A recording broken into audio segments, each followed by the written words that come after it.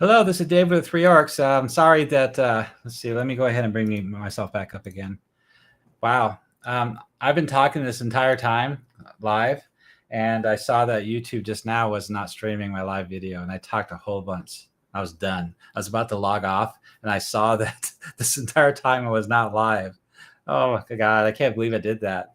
Well, it's only been 45 minutes, so I'm going to have to cover everything all over again, start over. Oh, horrible. Well, at least I know what I'm going to talk about. Well, if you want to, this is my live stream I do every week at 7 p.m. Pacific time to go over the project of our activities, what we have accomplished all week during the week, and to catch everybody up. Sometimes I have a guest come on. Well, he'll talk about his campaign or ask specific questions about the project and his campaign. And that's a lot of fun too. And sometimes I'll have an interview with one of the notable authors from the past, like from Living Greyhawk. This week we don't have a guest, so I wanted to go over. I went over everything I did all week, which is quite a bit actually. It's a lot to talk about, and hopefully I can remember everything I just talked about. But that's what we're going to do right now. So basically, during the week, I worked on something that was a big deal, and I started thinking, okay, I've published Nolb, the Village of Nolb, and Shirnob and Ostberg on the Dungeon Masters Guild. And I also was writing the quest line for Noble Ambitions for the World Anvil website. Everything's on the World Anvil website for you to use. It's fan content, free to use for your campaign. And everything's on there first. So when I do create a module for the Dungeon Masters Guild, I reformat it, rewrite it, new artwork and stuff to make a concise product that's printable. Because you really can't print from World Anvil. If you try it, it's going to be unformatted pages that don't look good. And it'll be like a big stack of papers.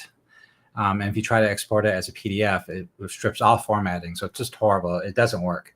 And some Dungeon Masters out there want to print up the module or the village or whatever the product is, the page. And so that's why I've been putting them up on Dungeon Masters Guild. So I was thinking about that, what I should do next. And I was thinking, you know what? Maybe I should do the city of Verbobonc next. That's done. It's on World Anvil now. You can use it in your campaign. I start my campaign off there, and that's where I start the Temple of Elemental Evil campaign for my players in the year 579 Common Year. So back to what I was talking about earlier, in case you guys haven't been following my videos, I followed the 576 Common Year timeline from the original World of Greyhawk box set by Gary Gygax, but the Temple of Elemental Evil module, T1 through 4, it states in the module that those events transpire in 579 Common Year. So, with that said, Ewas, in his planning of taking over the world, this is before the Greyhawk Wars, possible future of the Greyhawk Wars. And he wants to divert attention to what he's doing.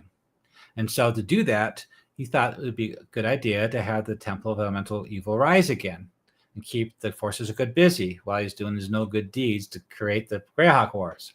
So he sent one of his own, the mouth of Uas, down to the ruins of the Temple of Elemental Evil, and he recruited and gathered all the remnant splintered cults together again and created the second rising of the Temple of Elemental Evil. But he's going to do it smart this time. He wants to do this low key to get so you won't tip off the forces of good of what's happening. There's a heavy recruiting. A lot of supplies are coming in. A lot of collaboration with a lot of organizations out there, from the Gnarly Forest to the Wild Coast to divers to lords of Verbobonc and divers and different organizations and humanoid bands out there. To do that, he has to. All that stuff has to come through Nolb. So Nolb is a hive of scum and villainy, and basically it's full of bandits, brigands, and pirates. And lately, as far as anybody knows in this world, the campaign world, that banditry and piracy is on the rise again. And that's a local problem. The local constable is supposed to handle that. Maybe he'll hire some deputies. But it's no reason for the Circle of Eight to show up. There's no reason to suspect at all that there is any activity in the Temple of Elemental Evil. And the Supreme Commander of the Temple of Elemental Evil wants to make sure that it stays that way, no matter what. And everybody's under strict orders. So they're keeping the guys of this town of scum and villainy. It has nothing to do with the temple, but it's all underground.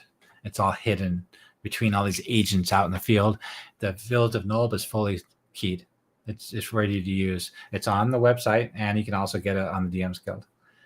And also, I also have another dungeon article and a module on the DM's Guild for the leadership of the Temple of Elemental Evil. So it details everything out, all the leaders, all their activities, their politics, their collaborations. So I was thinking the next thing I should do is create the city of Verbobonc. That'd be a good module. It'd be big, probably 200 pages. So I was gearing up to do that. Then one of the Dungeon Masters said, you know what? I really want you to finish Noble Ambitions. So let's go ahead and take a look at that. We'll cover everything I talked about earlier. So if you guys have any questions, go ahead and type it in YouTube here, and I can answer them for you. So let's see.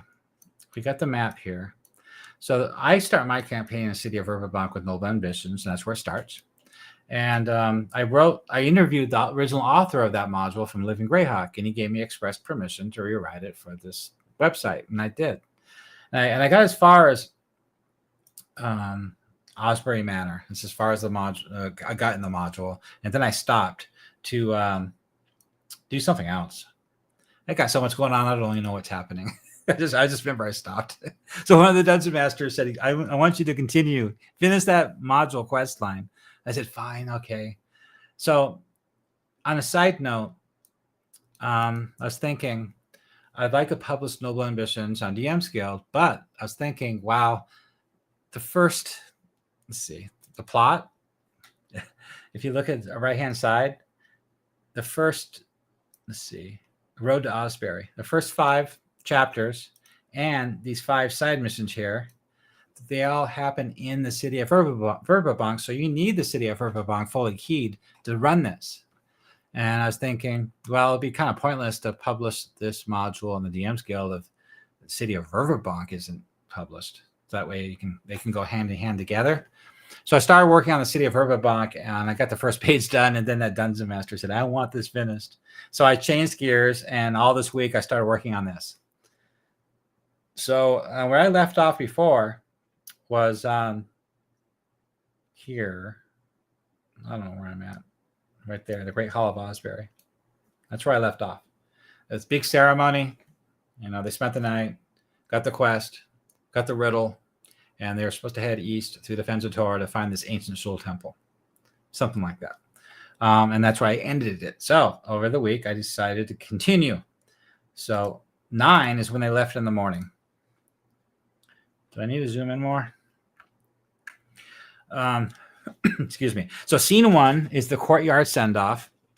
And I wrote the scene. So this chapter is basically the journey to that small thorp at the edge of the Fens of Tor. And it's all detailed out here with Lady Eleanor's goodbye speech.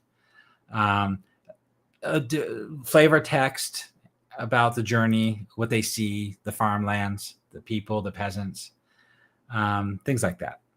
How to 5e rules to see if they notice things. And then on the right-hand side, if we go further down, is the details of this quest, of this particular component of the quest. That's what the lands look like as they travel. Some DM notes and the pacing and things like that. So the first wandering encounter table I created for this part of the journey is role-playing vignettes, just things they notice. One of them is a Strider of Farlong, a cleric of the traveling cleric. So then the next D6 chart is for actual wandering monsters. And I always hit my players with wandering monsters on this leg of the journey to keep it interesting, make it fun. So Sturges, of course, is the traditional first level encounter that I liked. And I had this set up differently. The Sturges are hunting the cow herd, and the farmer is freaking out.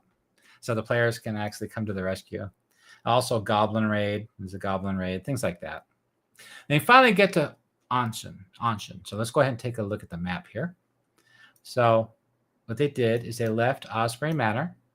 They traveled 1, 2, 3, 4, 5, 6, 7, 8 miles. So that's easily less than a day's journey. But it'll be too late in a day to continue into the Fens of Tor. So I expect that they usually do stay the night in the small thorp. So number 9, this one got you to that thorp. And the next one is number 10. Oops. And this one, you leave the thorp, they enter the Fens of Tor. And that's fully with travel rules and the adventure frame, flavor text, and set piece encounters. Some of it is combat, some is not.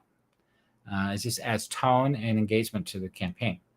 If you have any questions, go ahead and ask away here, and I'll go ahead and answer them for you.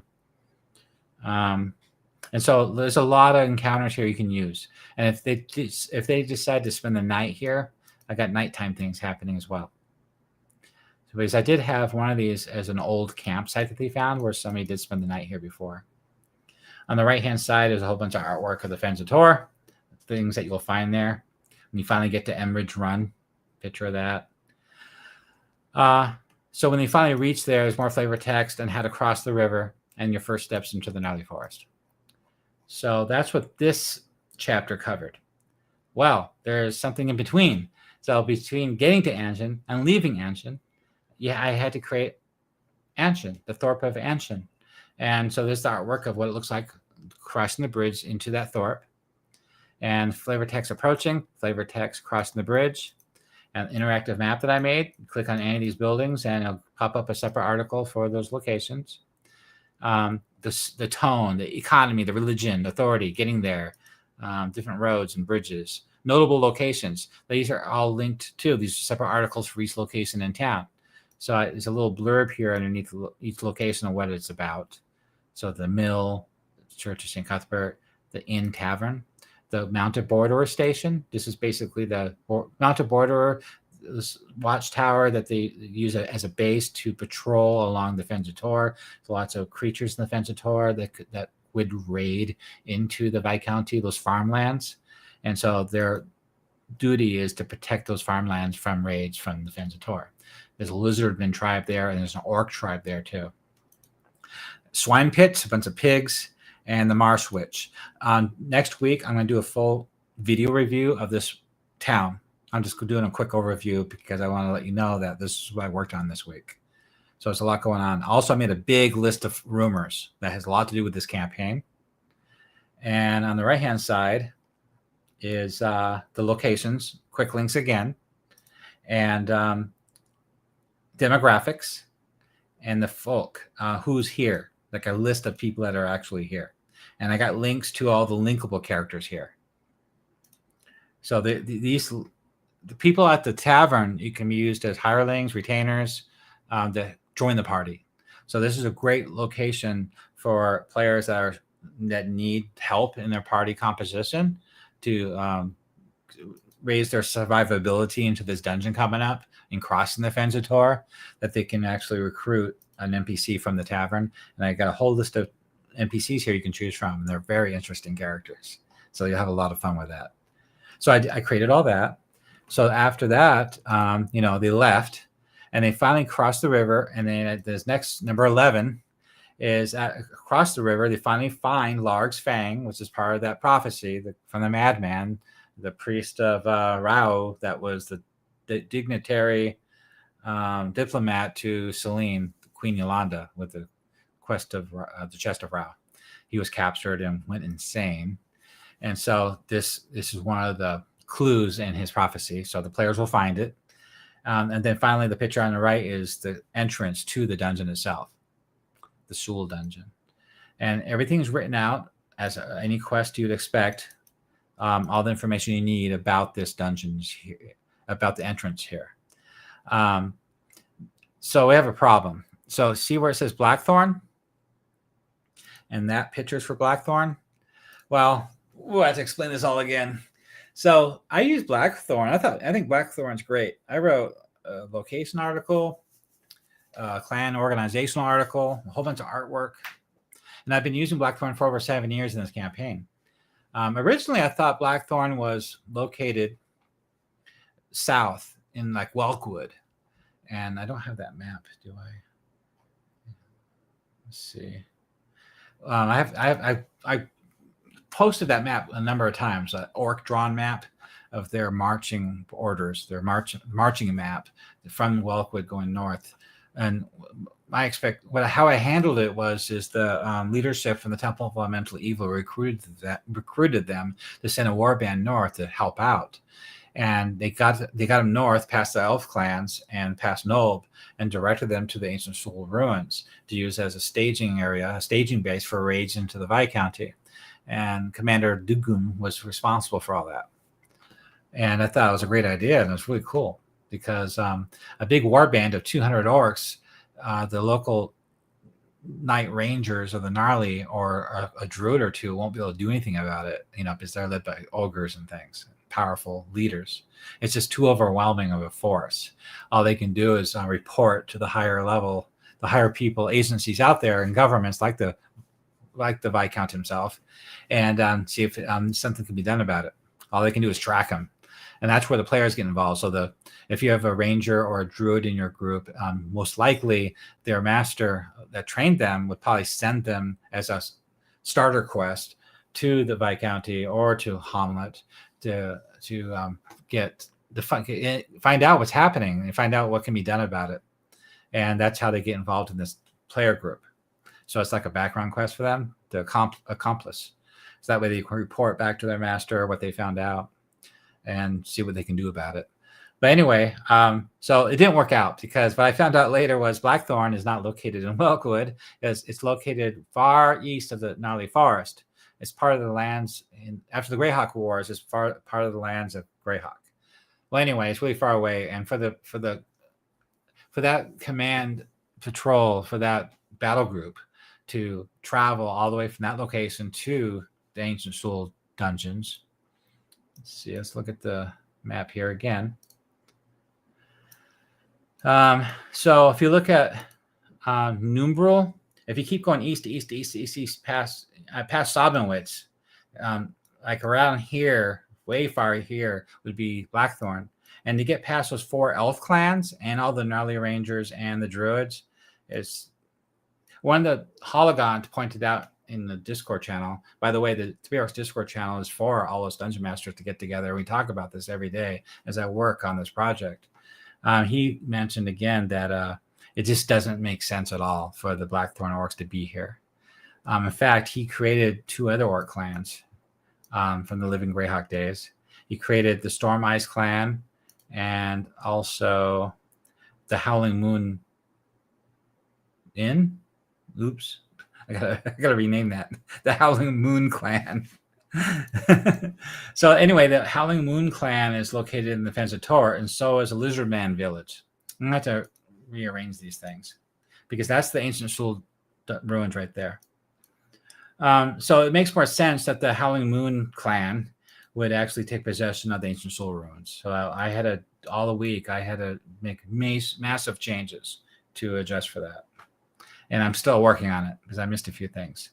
Because if you look at this, see, I still have to change that link right there to the Howling Moon and change that artwork. But I did change the Herald here, the Orc Standard. So I did change a lot of it. Oh, Blackthorn again. So I have to go through this article again, make sure I get it. So this is this is the article before the dungeon. So this article gets you to the dungeon entrance. Okay, once you're there, let's see if I can't find it. Let's see. Doop. I had it open earlier. Sorry. That's the thorp. I don't know if I got a good look at that or not, but that's the Fens of Tor, and there's a trail going through the Fens of Tor to Imridge Run, but it's that trail isn't consistent, so you can get lost easily. But that's what my article covers, the travel. That's why it's good to have a ranger in the group. All right. We don't need that no more. Enter the quagmire. Why is it? I had it open earlier, then I closed it. Sorry, I'll have to find it again. Close that. Sorry, I have to open it again. Where'd it go?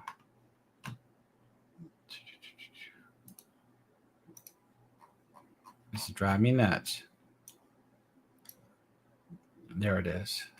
So let's take a look at that. Open new tab. Bring it over.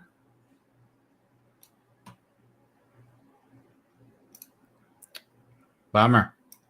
I didn't want to do this. Does that look good?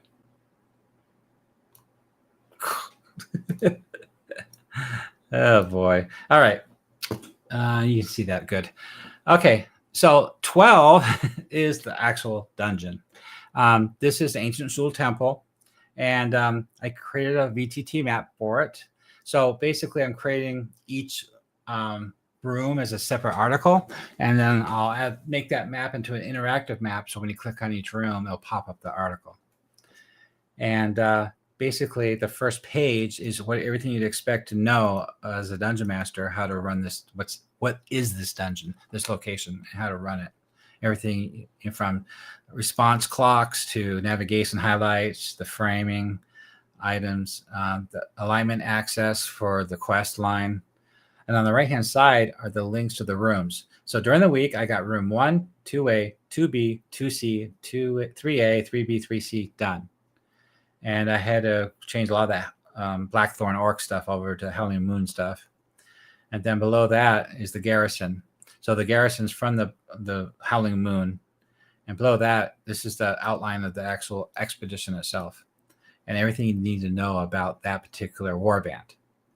It's all detailed out, who the leader is and who the shaman, and everything you want to know about their rules of engagement and what they do, their chain of command. So it's very useful information to help you run this. There's a lot here. So this particular page is work in progress. That's the map I was talking about earlier. So as you can see, I had the warband marching north to this dungeon here. So I made this like 7 years ago. Let's go back. Let's look at the map again.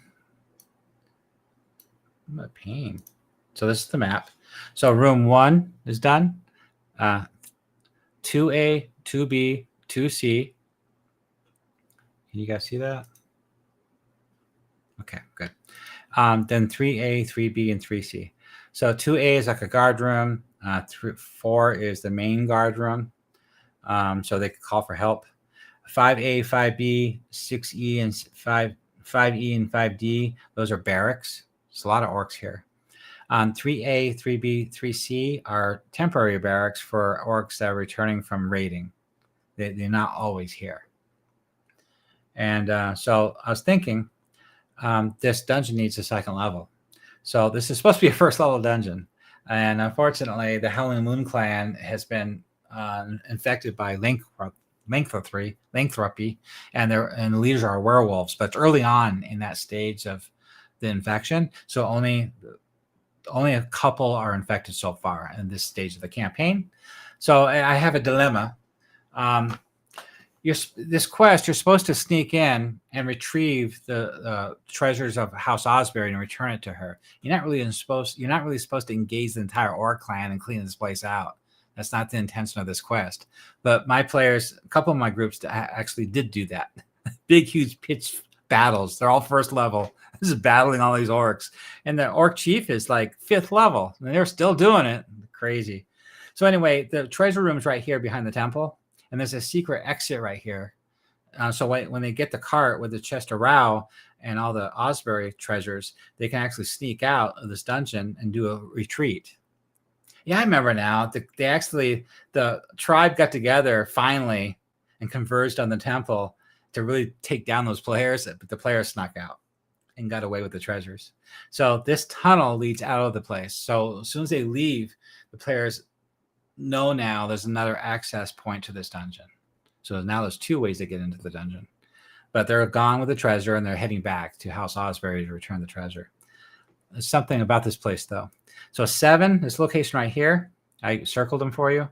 And the end of this hallway and the end of this hallway, those are pit traps. Also, 6 are steps going down. So I started working on the second level. And here we go. This is what I got so far. This is like more undead area, crypts, the crypts.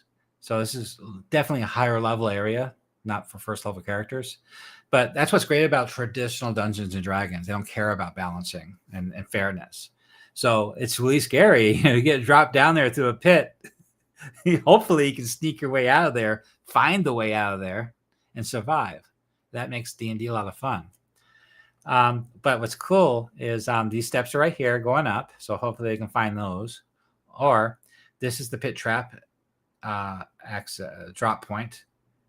This is the pit trap drop point. And that's the pit trap drop point.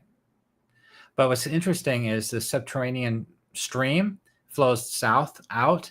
There's a ledge along the side of that stream. So around 100 yards off to the south, it exits into a ravine.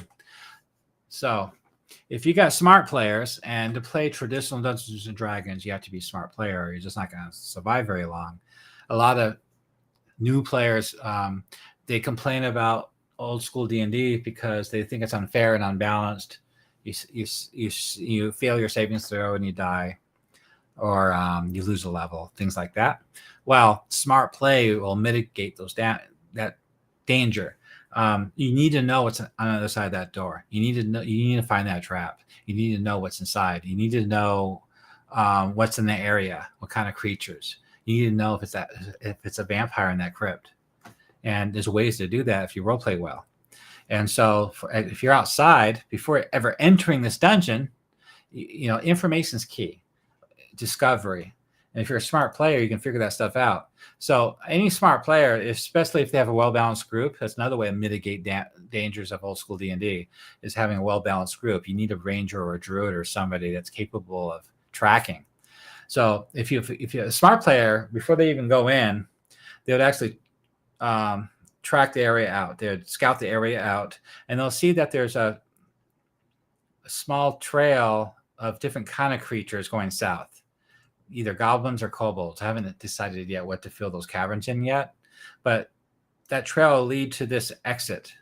And if they track to this ravine and that exit with the water, they'll see that the tracks are not orc, because the orcs have not discovered the second level yet. So they'll probably be like kobolds or orcs, goblins. I haven't figured that out yet. I haven't keyed the bottom level yet. I just know there's going to be undead over here with probably a white and humanoids in the cavern areas and some other nasty creatures.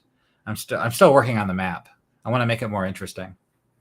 So that's another way, access point to this dungeon is this way. So it makes the dungeon more interesting when there's a lot going on.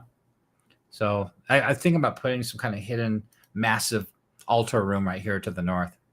I'm not even done mapping yet. I need to make it more interesting, but I think it'd be really cool. Maybe something that comes to life. They have to battle something horrible. Maybe a demon. That's something to think about. That's a good idea, because I have to match it with the lore of Sul gods. The Sul gods. That's what this temple's dedicated to. So it's got to be something lore specific, and that's what I try to do, make it realistic. So that's what I've been working on all week. It's a lot of work. And I want to make this into a module and put it on DM's Guild too. And you guys can run it. And it's great to run before you get to the moat house. So I'm talking doubly because I did this already. So my voice is giving out. What else did I work on? I can't really think. So I worked on, I created the village. I created the quest chapters all the way up into the dungeon. And then I created the first 6 rooms in the dungeon. And starting tomorrow, I got to go through and make sure I get rid of all that blackthorn orc stuff and make the Howling Moon clan prominent and make it flavorful. I have to make sure that I get their equipment right too. And they have a special ability too. It's in the article. They can howl or something. And let's see what else. I think that's pretty much it. Like that's the Mounted Borderer article. The Knight Commander of the Mounted Borderer is there. He has his own article. There's a lot of stuff going on. It's pretty cool. You guys have a really good time running this campaign and bringing this to life. All right. So I don't know if anybody's here. Yeah. Well, there's like 3 people watching. That's good. All right. Well, I think I covered it all. I feel like I talked more last time I did this when I did the live stream. But I think that's everything. I'm pretty sure. If you guys want to, I talked about going forward. So the map, let's look at the Viscounty map. So for those that don't know, um, Hamlet is done, fully keyed, and all the other villages, just like Hamlet, are fully keyed. All the shops, all the buildings, all the NPCs, plot hooks, quest, everything. Nolb is done. Shirnob is done. Ostverk is done. Nib's Rest, Etterbook, Penwick is done. Anshan is done. Mole is done. And Littleborough is done. And the city of Verbobonc is done. So they're fully usable right now. Going forward, I think Humming's End would be valuable. Just look how close to the immediate play area it is. And that's a hill giant mine encampment there. And that's a Knoll Fortress. Those are done. And Twilight Falls is done. Got to tell you about that. That's right on the border of the Viscounty. That's that orange line. And that's key, critical. So you got the Howling Moon, you got the Howling Clan, Howling Moon Clan, and their activities, right? And they got Nolb and their activities. And look how close Twilight Falls is. Twilight Falls has a mounted border or fort there to protect the town and their interest in the merchants. So, everything's fairly close. Every hex on this map is 3 miles, 1 league. So another thing, all these clans are done, and Oakvane's done, but Nembril needs to be done, and Sobbenwitz needs to be done, and these towns all need to be done. Taymouth, Hologant wrote their initial article for it. I probably should start working on that and get everything converted over, except it's so far away that I don't know of any Dungeon Masters having their players up that far north, but I could get it done. But actually, I really wanted to get the City of Verbobonc published first and this module published first. So that's my immediate goal. Anyway, if there's anything in particular that you guys are interested in, let me know. That's what the 3 Arcs Discord channel is for. If you have any questions, let me know in the channel here. It looks like nobody's really has any questions today. They're kind of listening to what I've done all week. So let's go ahead and wrap this up. All right. So if you're welcome to join the 3 Arcs Discord channel to help out with this campaign project, or just to watch and hang back and check it out and see where we're going with it. And I always try to get you guys to comment, to critique. Every time I write an article, like everything I showed you today, I linked those in the Discord channel as I was writing them, waiting for you guys to critique it, to give me feedback, to make any changes while I can still edit that or have a discussion about it. We also talk about everybody's individual campaigns too. There's a lot of chatter about that. Everybody having their own campaign and what their players are up to in this campaign.